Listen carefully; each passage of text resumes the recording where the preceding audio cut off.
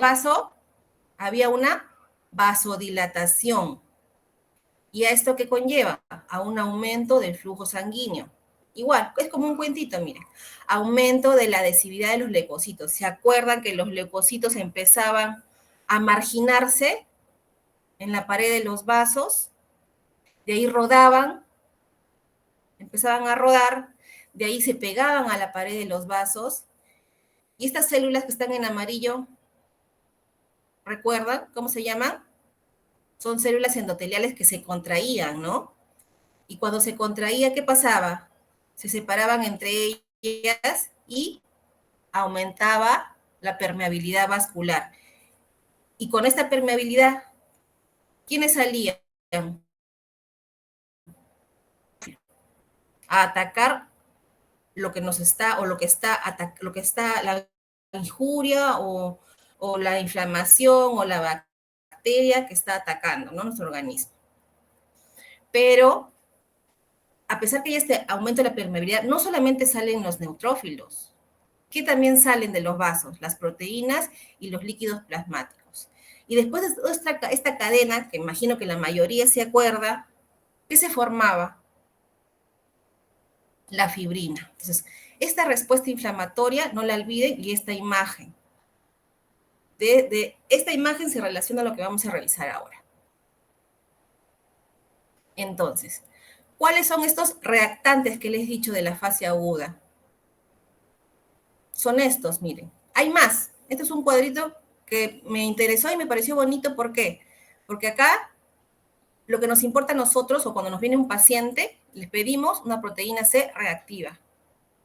¿Y cuál es la cinética de esta proteína? Miren, hay una elevación de sus valores normales a las 2 horas y con un pico máximo a las 48 horas.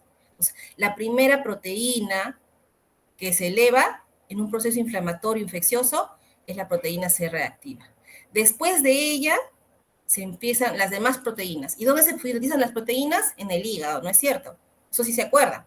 Entonces, después de la proteína C reactiva, empieza a aumentar el alfa-1 antitripsina, pero esto es a las 8 horas y pico máximo 72 y 120 horas.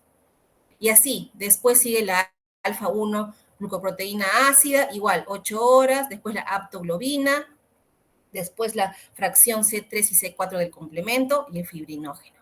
Pero ¿cuál nos interesa más? Que lo he remarcado con rojo, la proteína C reactiva. Entonces, los procesos infecciosos corresponden a un porcentaje significativo de atención en el servicio de salud. Entonces, esta clase todos la tienen que saber. Les llega un paciente a pedir proteína C reactiva y otros exámenes más, ¿no? Ahora, para administrar tratamiento antibiótico, tomar decisiones diagnósticos y terapéuticas de manera precoz, necesitamos hacer pruebas, ¿no? Complementarias, cultivos, entre otros.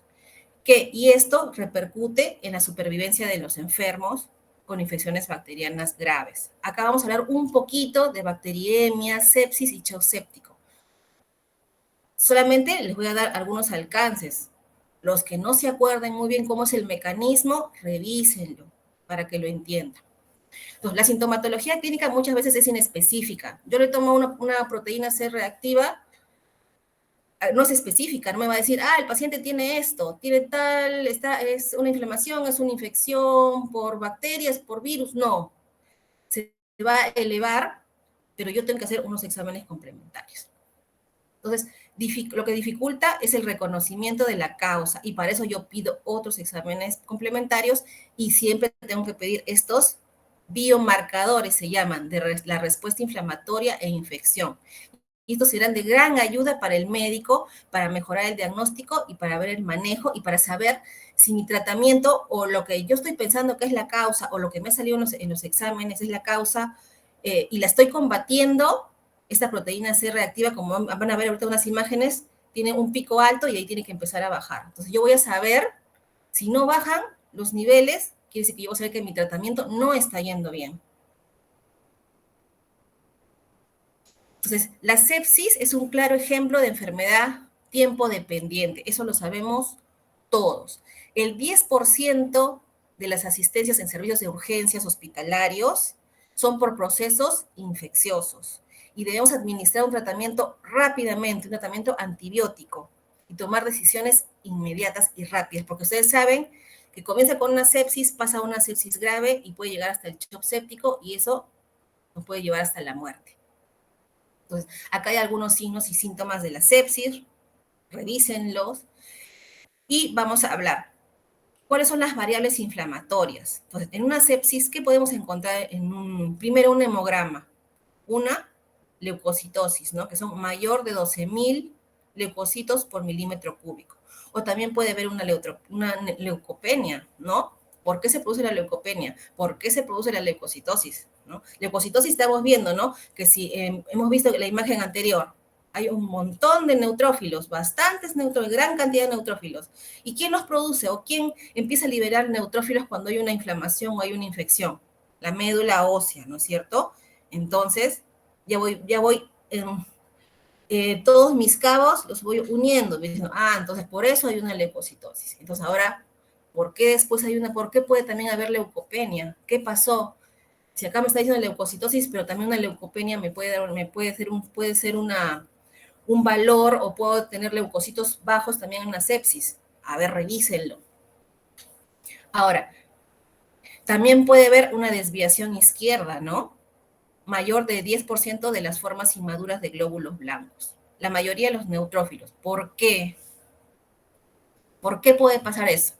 El que sabe se lo va a responder solito, el que quiere me lo responde acá. Entonces, cuando la médula ósea empieza a liberar bastantes neutrófilos, elimina o libera neutrófilos maduros y neutrófilos inmaduros. Entonces, cuando ya sobrepasa el 10%, es una desviación izquierda. Entonces, en mi hemograma ya puedo ver que hay una infección. Y nuestro tema de hoy día, ¿no? Aparte de eso, tengo que pedir una proteína C reactiva, la cual está elevada más o menos en 2 desviaciones estándares de su límite normal alto. Ahora, hay otra proteína que también podría pedirle, la procalcitonina, que también se eleva 2 desviaciones estándares de su límite superior. Y ahora vamos a ver más adelante cuál es la que más utilizamos, ¿no? No necesariamente la que utilizamos es la que nos puede ayudar más, sino que también está al alcance, ¿no? De los pacientes y al alcance de los hospitales, ¿no? Entonces, los biomarcadores de la respuesta inflamatoria, infección e infección, se pueden ver en alguna bibliografía que que lo deletrean como BMRII o BMRIEI. Cualquiera de los dos al final es lo mismo. Entonces, se conoce como estos biomarcadores de respuesta inflamatoria e infección aquella molécula medible en una muestra biológica de forma objetiva, sistemática y precisa, cuyas concentraciones habitualmente, que son séricas, se constituyen en indicadores del grado de respuesta inflamatoria sistémica provocando un proceso infeccioso. Entonces, es de utilidad diagnóstica y pronóstica. Son marcadores ideales porque nos dan un diagnóstico precoz, nos ayuda a cuantificar la gravedad y estratifica el riesgo, identifica a los pacientes con infección grave, es decir, sepsis, con la máxima sensibilidad, especificidad, valor predictivo positivo y descarta los casos con riesgo de mala evolución con la mayor especificidad y valor predictivo negativo. Entonces, estos marcadores nos ayudan para saber, como ya les mencioné, si el tratamiento que le estoy dando a mi paciente está bien y estos marcadores empiezan a disminuir. Ya sabemos el pico, ¿no? La proteína C reactiva y sabemos que tiene un pico más o menos a las 24, 48 y después empieza a disminuir. Entonces, también nos ayuda a monitorizar la evolución de la infección bacteriana y su respuesta al tratamiento, de forma de que nos sirva como una guía para la terapia antibiótica. Entonces, de estas dos proteínas, la proteína C reactiva y la procalcitonina, ¿cuál es mejor? ¿Cuál tiene mejor capacidad diagnóstica? La procalcitonina. ¿Por qué? Porque miren, su capacidad diagnóstica tiene acá 5 cruces en relación al PCR, que tiene 3 cruces. Y la capacidad diagnóstica También es el doble, mire, 4 cruces en comparación a 2 cruces del PCR. Entonces, hay que considerar la cinética también de estos biomarcadores. Además de la situación clínica, de las características, de la edad del paciente, se deben tener en cuenta otros factores. Debe considerarse si el paciente ya está tomando antibióticos 72 horas antes, si el tiempo de la evolución de los síntomas y la posible agresión bacteriana, junto a ellos la propia cinética de cada una de estas proteínas. Tenemos que saber el tiempo de pico máximo. En un momento les voy a presentar una imagen y se tienen que grabárselas. Ahora, razones por las cuales será necesario que nosotros debamos repetir estos exámenes a las 6, 8, 12 y 24 horas. Entonces, ¿cuál es esta cinética de que les estoy hablando, no? Entonces, la ventana de tiempo entre la segunda y 24ª, es decir, las 24 horas de inicio del estímulo bacteriano, sería el periodo clave para poder realizar un diagnóstico precoz y valorar la gravedad con medición aislada de estos biomarcadores. Ahora, no, el único marcador no es el PCR, hay muchos más, ¿no? El factor de necrosis tumoral, las interleuquina 1, 6, 8, 10, ¿no? Que tienen una respuesta rápida también y alcanzan su nivel máximo a las 2, 3 horas. Pero nosotros, ¿cuáles utilizamos? El PCR y el LDH. El PCT también lo deberíamos utilizar, pero ahorita ya les voy a contar por qué no lo usamos. Entonces, esto es lo que no quiero que se olvide. Acá tenemos el PCR, es este que es de color marrón. Comienza su aumento, como ya lo dijimos, ¿no? A las 2 horas. Empieza a subir, subir, subir, subir, subir, subir. Mire, 12 horas, arranca, llega hasta las 24 y su pico máximo, 48 horas. Y de ahí empieza a descender. PCT, el rojo. A las 2 horas tiene un pico elevadísimo, miren. A las 6 horas ya está casi arriba, 8 horas ya está arriba, su pico máximo. Rapidísimo. Llega a las 24 horas y empieza a descender. Ahora, por ejemplo, otro, ¿no? La interleuquina 10, ¿no? Miren, no es tan específica, ¿no? Miren, acá, si es la interleuquina 10, es la verde, acá. Empieza a aumentar la primera hora, pico máximo a las 2 horas, 6:24 horas ya desapareció. Entonces, en el tiempo o en las horas, ¿quién nos ayuda más? En este caso sería el PCT, ¿no? Pero también nos ayuda el PCR. Entonces, la proteína C reactiva es una referencia de respuesta inflamatoria sistémica, tiene múltiples limitaciones. Entre sus debilidades también se encuentra la cinética y elevación se eleva también en múltiples procesos infecciosos y no infecciosos. Entonces, no nos va a decir que porque está elevada es porque hay un proceso infeccioso o inflamatorio. Se puede elevar por N causas, ¿no? Pero ahí también está mi clínica, ¿no? Sus valores normales son entre 0 a 8 miligramos por litro. Depende de la edad, el sexo y la raza. Y a partir de los 70 años puede subir hasta los 10 miligramos por litro, como un límite superior. Entonces, les coloco este resumen. Traten de leer lo que dice acá, es bien interesante. Entonces, acá vemos que la proteína C reactiva también para qué nos sirve, para el riesgo cardíaco, eso lo vamos a ver ya en clases más adelante. Entonces, los valores normales, si lo queremos medir en decilitros, es menos de 1 miligramo por decilitro, o si mis unidades son miligramos, es lo que más se utiliza, son menos de 10 miligramos por litro.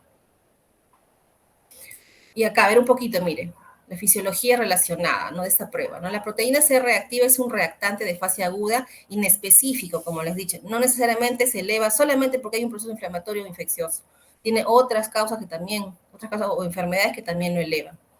Se usa en el diagnóstico de infecciones bacterianas y trastornos inflamatorios, como la fiebre reumática aguda y la artritis reumatoide. Los niveles de proteína C reactiva no se elevan de forma sistémica en las infecciones víricas. En algunas infecciones víricas no se elevan mucho, pero en otras sí. Hemos visto que en la época de COVID, también hemos utilizado este biomarcador, porque sí se elevaba. Entonces, lo que dice acá no necesariamente es que diga que no se eleva. Con algunas infecciones víricas no se eleva, pero con otras sí. La proteína reactiva es una proteína producida principalmente, ya lo dijimos, ¿no? ¿Quién la sintetiza? El hígado. Durante un proceso inflamatorio agudo y otras enfermedades también. Este cuadro también es interesante. La proteína C reactiva se eleva, miren, de forma leve, quiere decir más o menos, dijimos, ¿no? 1 miligramo por decilitro, ¿no? Menos. Cuando hay ejercicio intenso, se eleva. Cuando hay un resfriado, se eleva. En el embarazo, la gingivitis, convulsión, depresión, resistencia a la insulina, diversos polimorfismos genéticos, la obesidad, se va a elevar levemente, pero se eleva.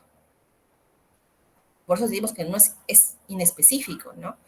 Si hay una elevación moderada, entre 1 y 10 miligramos por decilitro, ¿cuándo se eleva? En un infarto de miocardio, tumores malignos, en la pancreatitis, infecciones de la mucosa como bronquitis, cistitis, enfermedades de tejido conectivo, artritis reumatoide.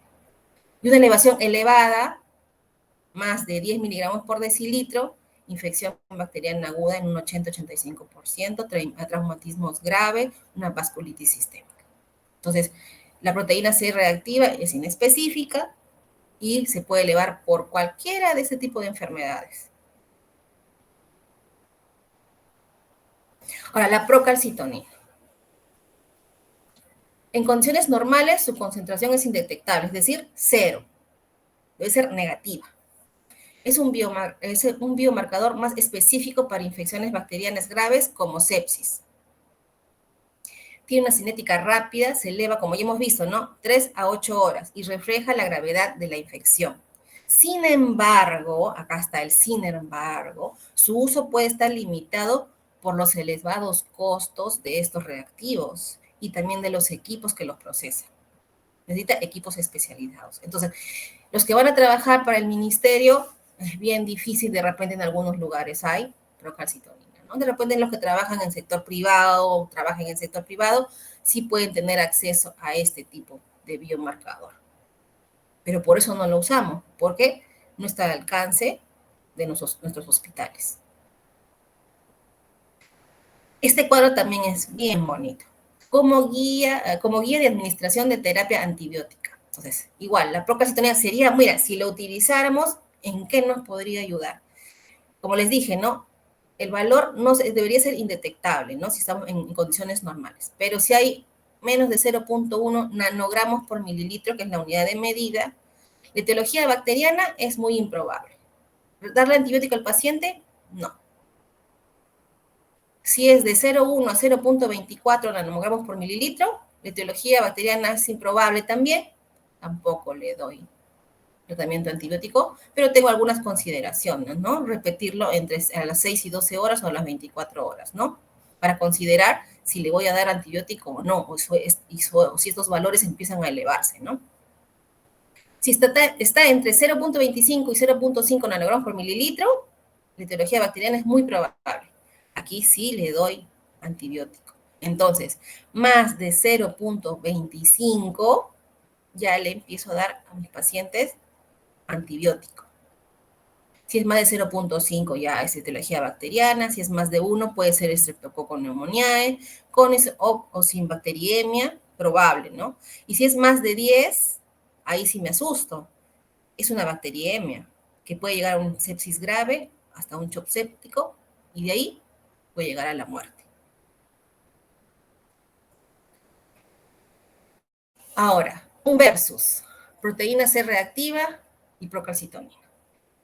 Entonces, ya hemos visto que el PCT es superior al PCR para distinguir infección bacteriana, tanto de otras causas de respuesta inflamatoria. Entonces, la utilidad del PCT para sospechar infección bacteriana, sepsis grave y shock es mucho mejor, es más eficiente, ¿no? Y acá tenemos algunos numeritos. Entonces, el PCT tiene una sensibilidad del 85%, una especificidad del 83%, a diferencia del PCR, que tiene una sensibilidad ante infecciones bacterianas de un 78% y un 60%, ¿no? Es bastante, ¿no? Ya quisiera yo utilizar, ¿no? Ustedes poder utilizar el PCT, ¿no? Pero estamos en Perú. Algún día llegará ya a nuestras manos estos exámenes y podremos, ¿no? De repente ofrecerlo para nuestros pacientes, ¿no? Que no tienen muchos recursos o que son asegurados por el SIS. Entonces, el PCR es un marcador más general de inflamación y puede elevarse en infecciones bacterianas o procesos inflamatorios. Ya, estamos volviendo a repetir. Es más económica, está más disponible en los laboratorios, ¿no? Y lo que hace más accesible, no hacer más económico, es más accesible. Entonces, en el Perú, la elección de pruebas en laboratorio clínico pueden depender de factores como el costo, entonces, la infraestructura disponible de nuestros centros médicos, ¿no? Y la prevalencia de ciertas enfermedades. Entonces, el PCR es más común o se utiliza más porque es más económica y suficiente para muchas aplicaciones clínicas. Nos ayuda el PCR igual, ¿no? Entonces, el PCT, aunque es más específico, puede reservarse para casos críticos o instituciones con mayores recursos. ¿Qué ¿Qué más utilizamos o qué más podemos pedir? ¿Qué otro examen podemos pedir a nuestro paciente? Eso también se deben acordar, ¿no? El lactato deshidrogenasa, LDH. Y acá les coloco un grito para los que no se acuerdan, ¿no? ¿Para qué nos sirve? Ahora, es el mejor marcador de hipoperfusión e hipoxia tisular. Es decir, es el mejor marcador para indicarnos que hay un daño tisular. Ahora, esta enzima se libera igual en la sangre cuando los tejidos están dañados, ¿no? Cuando hay un daño tisular, hay un daño de los tejidos. Incluido en todas las valoraciones de pacientes con sepsis, sepsis grave y shock séptico. Y ahí les puse pues, el cuadrito, para los que de repente se han olvidado o los que se acuerdan. La sepsis grave es sepsis más disfunción orgánica, el shock séptico es la sepsis más hipotensión, que es refractario a fluidos intravenosos, o hiperlactatemia, ¿ya? Shock séptico.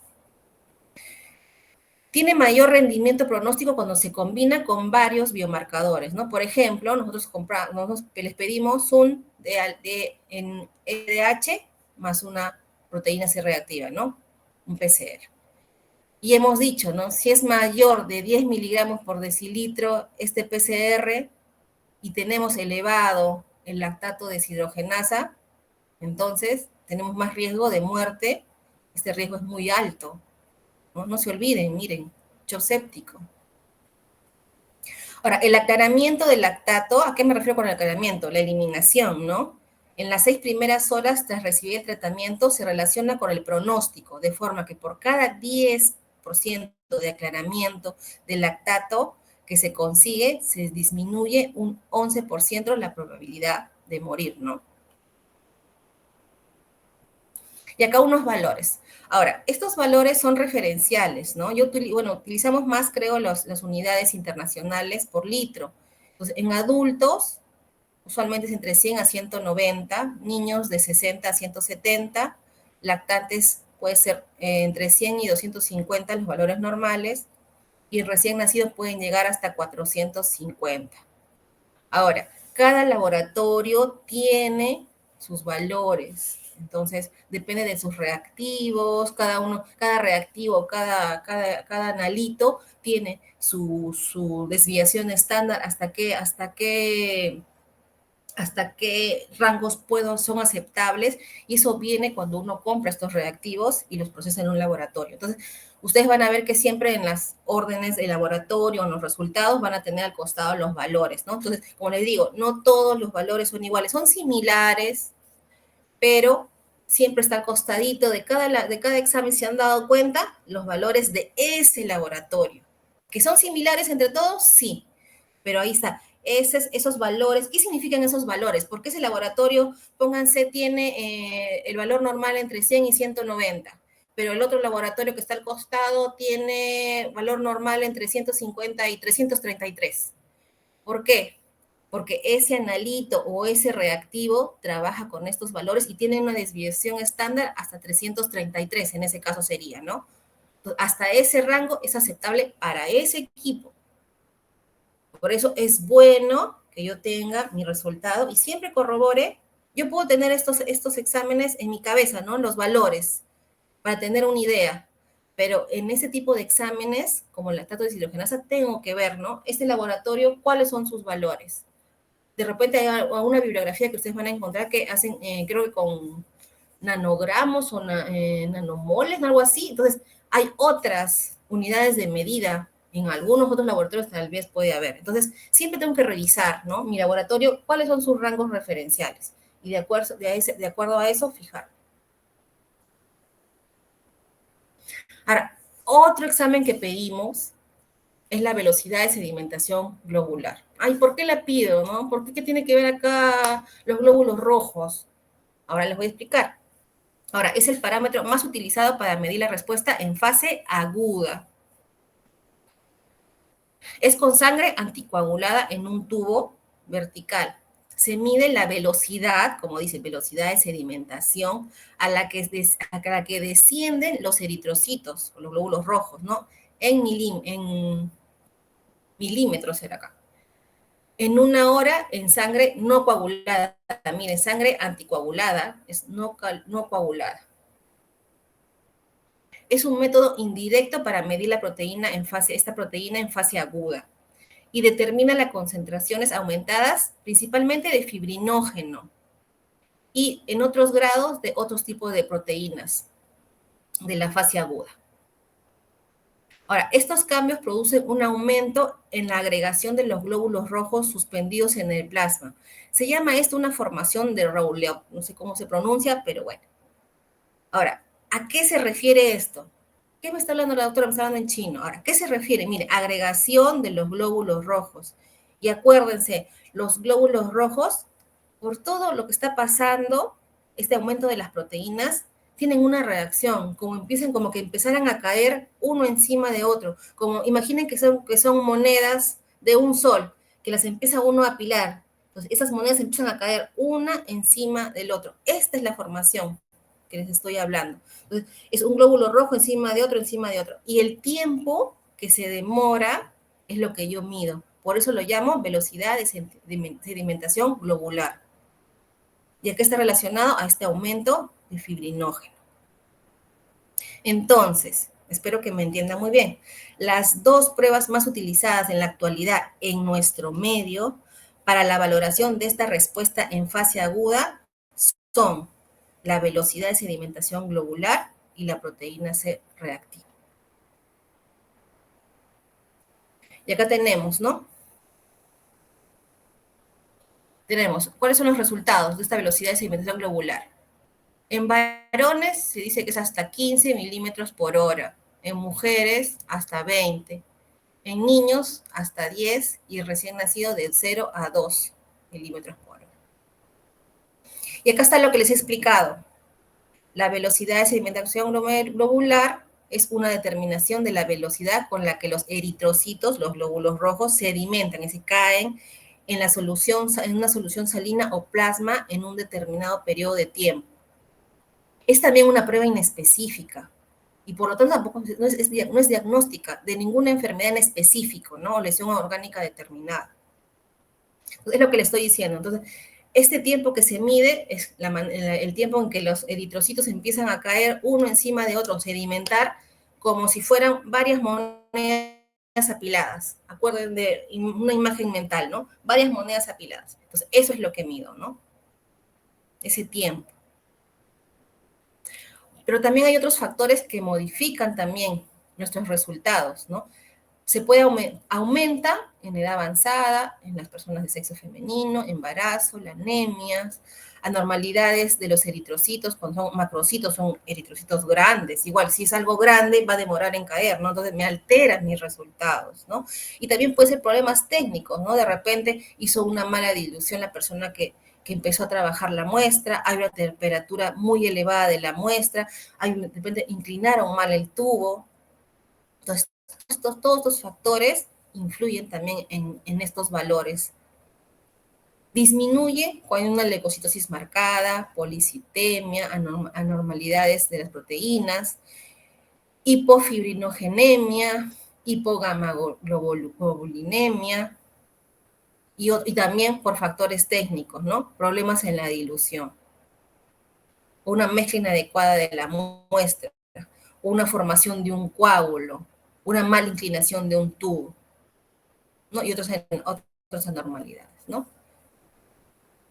Y también se alteran sin significado clínico o con efecto dudoso, dice, no se sabe muy bien, en la obesidad, alimentación reciente, temperatura corporal, en los pacientes que toman aspirina, o los que toman o que se medican con antiinflamatorios no esteroideos.